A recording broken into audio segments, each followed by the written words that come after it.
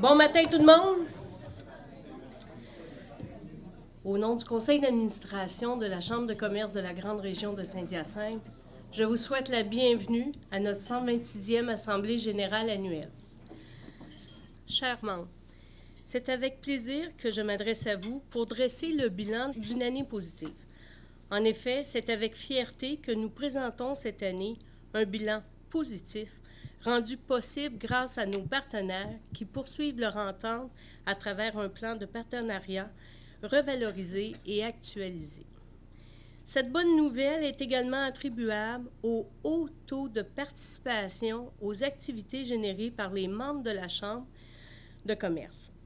Effectivement, plus de 3000 participants ont pris part aux 26 activités organisées par la Chambre durant la dernière année. Cette réponse, fort positive, démontre la vitalité des membres et leur engagement envers la Chambre de commerce. Il est important de souligner la présence de 3 comités clés qui représentent une valeur ajoutée à notre Chambre, que ce soit le comité de l'aile jeunesse, le comité FAM Femmes d'affaires Mascoutaine ou le DRH, Développement des richesses humaines. Le rapport est considérable et permet d'offrir une programmation représentative et adaptée aux besoins des membres de la Chambre. L'aile jeunesse a mis en place des conférences pertinentes, en plus des incontournables, tels que le souper tournant et le tournoi du deck hockey. Quant au comité des DRH, développement des richesses humaines, développement des ressources humaines, il faut valoriser nos employés, les gens qui participent à notre vie. Les visites en entreprise et partage des RH ont été fort appréciées des participants. Finalement, l'année précédente fut marquée par la mise en place du comité Femmes d'affaires Mascoutaine, qui permet d'outiller et d'entraider les femmes d'affaires. Leur activité du 8 mars, dans le cadre de la Journée de la femme, fut particulièrement appréciée alors que 8 femmes d'affaires mascoutaines formaient un panel de discussion pour inspirer les participants. Un lac à l'épaule a aussi été mené en février dernier à une réflexion sur les orientations stratégiques de la Chambre. Les principaux enjeux auxquels nous faisons face ont permis de déterminer les orientations à venir ainsi que les stratégies à mettre en place. De belles nouveautés, que ce soit au niveau des activités, des communications, du membership et des partenaires sont à prévoir dans la prochaine année. Une programmation dynamique basée sur les besoins et les intérêts des membres sera présentée dès septembre. Permettez-moi de remercier tous les collègues, les membres du conseil d'administration, ainsi que les membres des différents comités, l'équipe permanente de la Chambre, pour leur travail et leur engagement. De plus, je souhaite remercier nos partenaires pour le rôle important qu'ils jouent quant à la notoriété de la Chambre de commerce.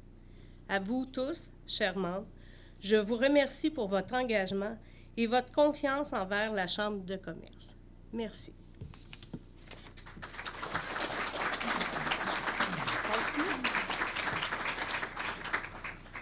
Alors, bonjour.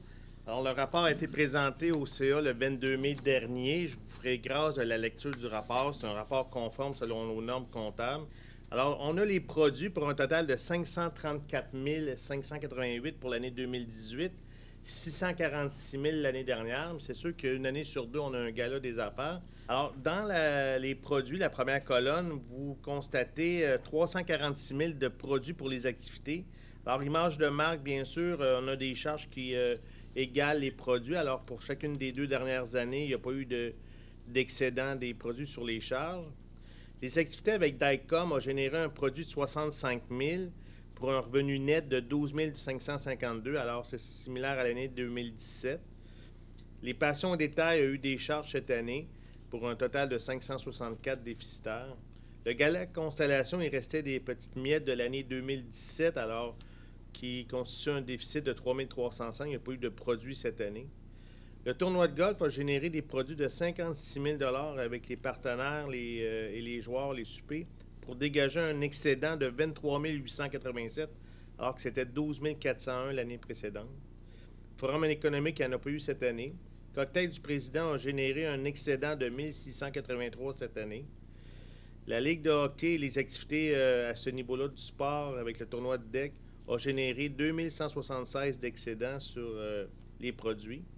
Et toutes les autres activités, conférences, déjeuners, ont eu des revenus pour un total de 118 000 des charges pour 85 757 pour dégager un excédent de 32 461.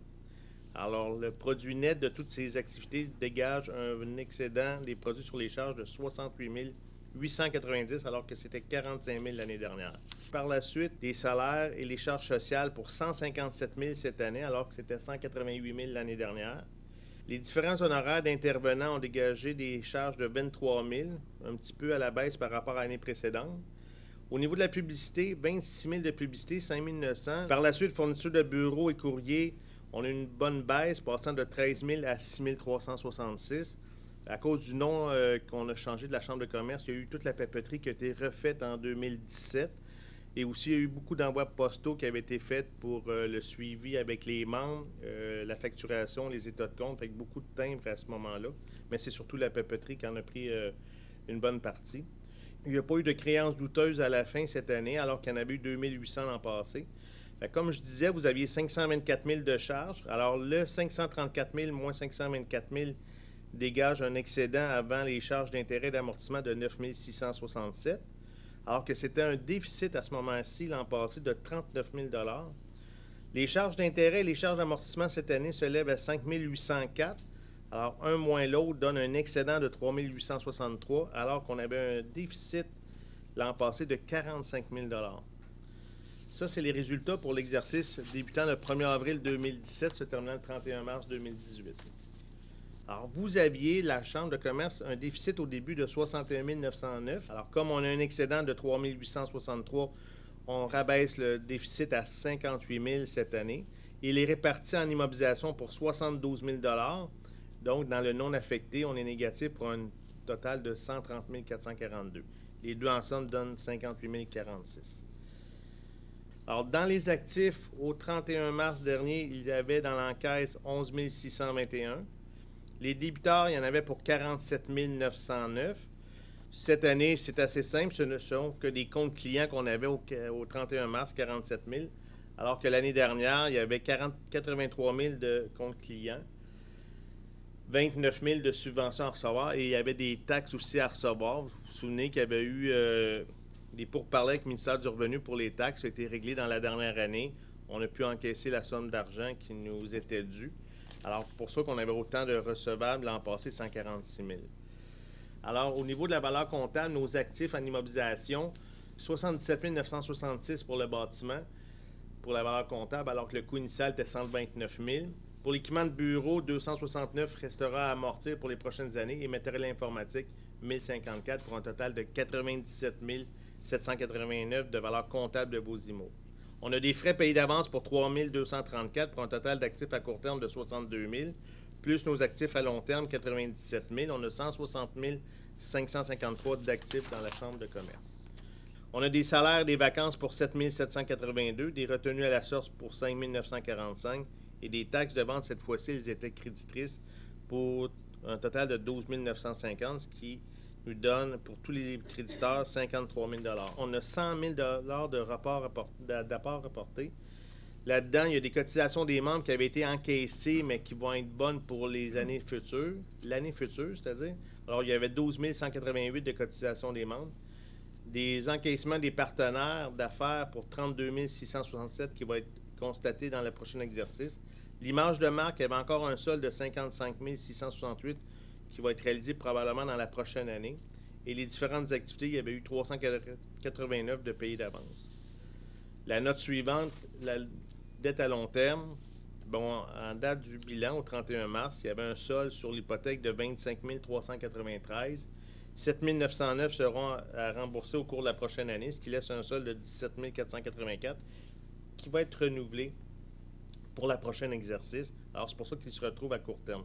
Mais en autant qu'il soit renouvelé, on va avoir des paiements à faire pour 2019 de 9 522, 9 910 pour 2020 et il restera un solde pour 2021 de 5 961. On a vu, bien sûr, l'emprunt bancaire, les créditeurs, les produits reportés, les versements de la dette échéant au terme, ainsi que ceux qui vont être renouvelés. Alors, ce sont tous les passifs que la Chambre de commerce avait au 31 mars pour 218 000. Pour ce qui est de l'actif net, on l'a vu tantôt dans la page 4, on a un déficit de 58 000 et les deux ensemble donnent le total de 160 553. Ça fait le tour du bilan. La page suivante, la page 7, c'est le flux de trésorerie. Dans le fond, si on regarde le total en bas, on avait 34 836 l'an passé, on a 11 621.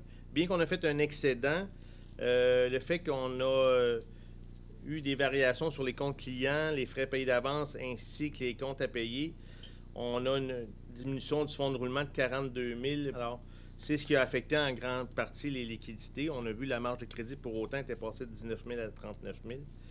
Pour l'activité de financement, bien sûr, pour financer ce déficit-là cette année, de liquidité et non de déficit d'activité, il y a eu une variation de la marge de crédit pour 20 000 et il y a eu un remboursement de dette de 9 184. Alors, il n'y a pas eu d'activité d'immobilisation, il n'y a pas eu d'acquisition cette année. Alors, les deux ensemble donnent un déficit de 23 000. Comme on avait 34 000 au début de l'année, on termine donc l'encaisse à 11 621. Signe de la vitalité de la Chambre, cette année, il y a eu des élections. C'est bon. Il y avait plusieurs secteurs qui sont représentés, mais il n'y avait pas vraiment d'élections dans la plupart des secteurs, excepté le secteur général, où on a eu deux candidatures que je vais vous nommer, Mme Marie-Pierre Laliberté et Patrick Roger. Selon les règles les règlements de la Chambre, les élections se passent chez tous les membres. Ils sont envoyés par courriel, ce qui a été fait. On a eu 83 réponses. Merci. La personne élue avec 46 votes est Marie-Pierre Laliberté de la BDC.